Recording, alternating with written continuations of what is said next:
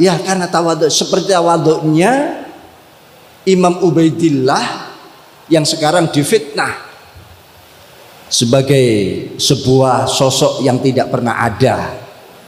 Yang ada Abdullah. Ubaidillah adalah fiktif.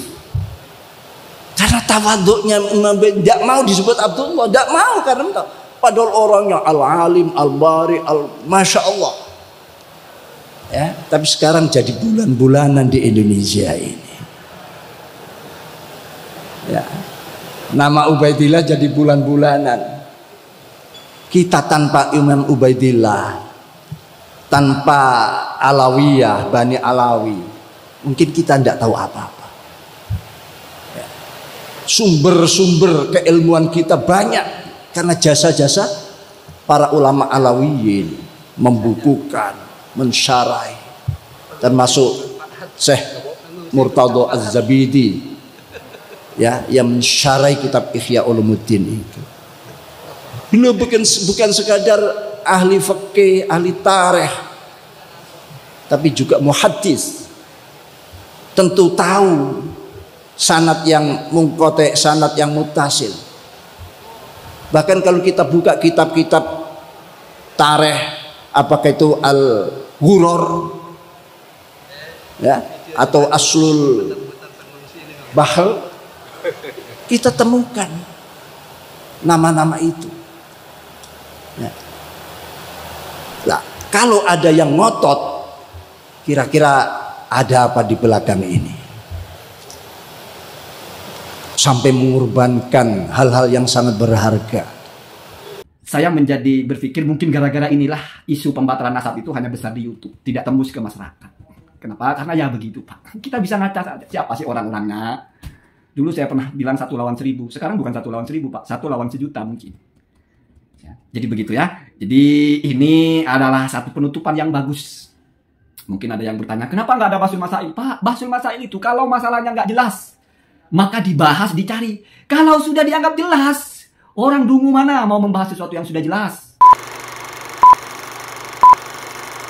Assalamualaikum warahmatullahi wabarakatuh. Bismillahirrahmanirrahim. Alhamdulillahirrabbilalamin. Allahumma sholli ala sayyidina Muhammadin wa ala alihi wa sahbihi ajma'in. Amma ba'du. Ja'alanallahu wa iyyakum min ahlil khairi was sa'ada fid dini wad dunya wal akhirah.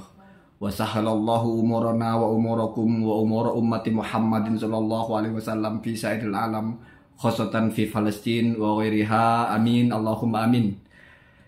Saya masih ingat ketika Gus Fuad Pleret itu mengunggah satu narasi yang mencoba mentelaah ceramah dari Ketua PBNU, yaitu Gus Yahya. Ketika Gus Yahya kebetulan bicara tentang nasab wayang, lalu bicara tentang fenomena orang-orang yang meragukan nasab Ba'alawi.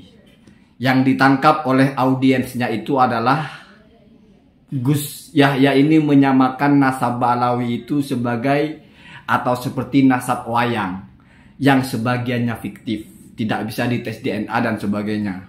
Lalu ini dibangun satu framing seolah-olah Ketua PBNU itu ingin menyampaikan sepakat dengan tesisnya Kiai Haji Imaduddin. Padahal kalau mereka itu berpikirnya secara ilmiah, kapan kita mengedepankan persepsi kita atau interpretasi kita terhadap ucapan orang lain? Kapan kita menerima ucapan orang lain itu apa adanya? Sebelum bicara nasab wayang, Gus Yahya itu sudah mengatakan dengan lugas, sudah nggak usah cari catatan. Kita ikut ulama mayoritas as-sawadul a'dham.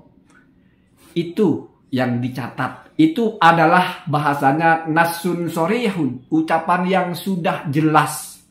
Ini tidak bisa dikalahkan dengan kamu menginterpretasikan dari ucapan yang lain sehingga bertentangan dengan ucapan yang jelas. Orang yang berpikir normal tidak akan pernah menyimpulkan dari ucapan seseorang itu mengedepankan pemahaman kita daripada ucapannya yang lebih jelas.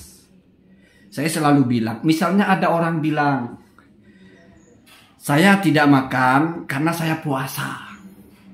Terus kamu lihat orang itu mungkin nggak punya duit, atau mungkin orang itu istrinya nggak masak atau apa. Lalu kamu menginterpretasi, wah orang itu nggak makan itu karena nggak punya makanan. Orang itu nggak makan karena istrinya nggak masak.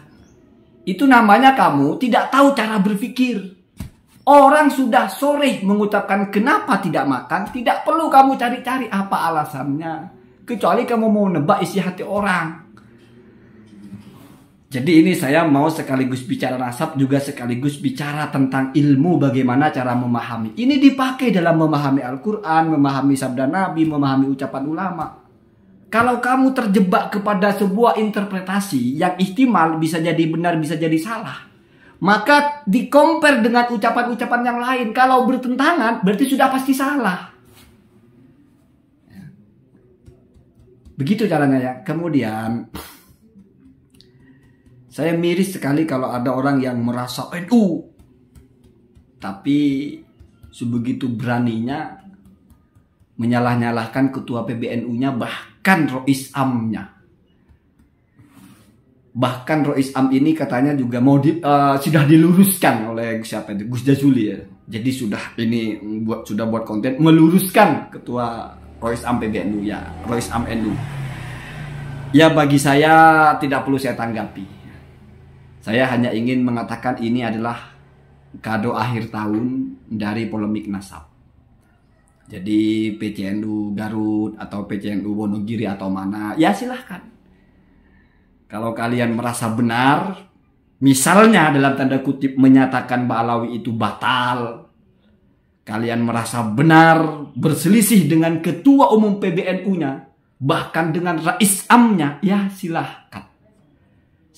Silahkan. Toh orang-orang dengan pola pikir seperti itu di dunia ini banyak sekali.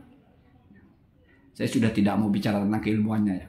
Udah selesai Pak ya, sudah selesai. Ada yang mengatakan, Kiai tapi kok tidak meneliti nasab. Kiai kok, aduh. Dalam abad ini, abad itu nggak ada kitab muktamad. Aduh. Saya bingung ketika ada orang bicara nasab lalu dia sebut kitab muktamad. Seolah-olah kitab-kitab nasab itu sama dengan kitab-kitab fikih, di mana ada grade-nya, mana yang muktamad, mana yang tidak.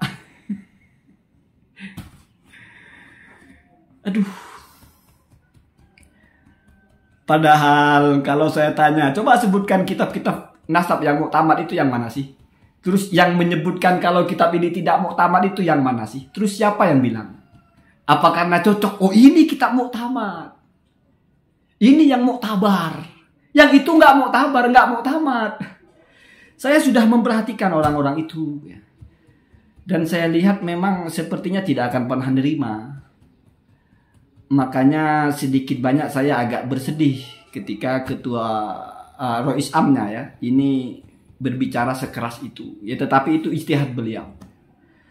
Mungkin beliau merasa sudah harus bersuara. Sedihnya saya bagaimana? Karena sudah pasti dibully. Anda cek saja di di channel-channel yang mengkritik beliau itu mesti mensupport. Oh, walaupun tua kalau tidak baca kitab nasab sudah hilang ya marwahnya sebagai Rois Am, sebagai ulama yang dipilih oleh para ulama NU ya untuk menjadi komandannya itu sudah hilang marwahnya. Gara-gara tidak sepakat dengan batalnya nasab Alawi. Luar biasa ya, luar biasa ya. Tetapi saya menjadi berpikir mungkin gara-gara inilah isu pembatalan nasab itu hanya besar di YouTube, tidak tembus ke masyarakat. Kenapa? Karena ya begitu Pak. Kita bisa ngaca saja. Siapa sih orang-orangnya? Dulu saya pernah bilang 1 lawan 1000. Sekarang bukan 1 lawan 1000 Pak. 1 lawan 1.000.000 mungkin. Ya. Jadi begitu ya. Jadi ini adalah satu penutupan yang bagus. Mungkin ada yang bertanya, kenapa nggak ada Bahsul Masail? Pak, Bahsul Masail itu kalau masalahnya nggak jelas, maka dibahas, dicari. Kalau sudah dianggap jelas, orang dungu mana mau membahas sesuatu yang sudah jelas? Ya kalau tapi kan nggak ada kitabnya, urusan ente. Berpikirnya kan tertib.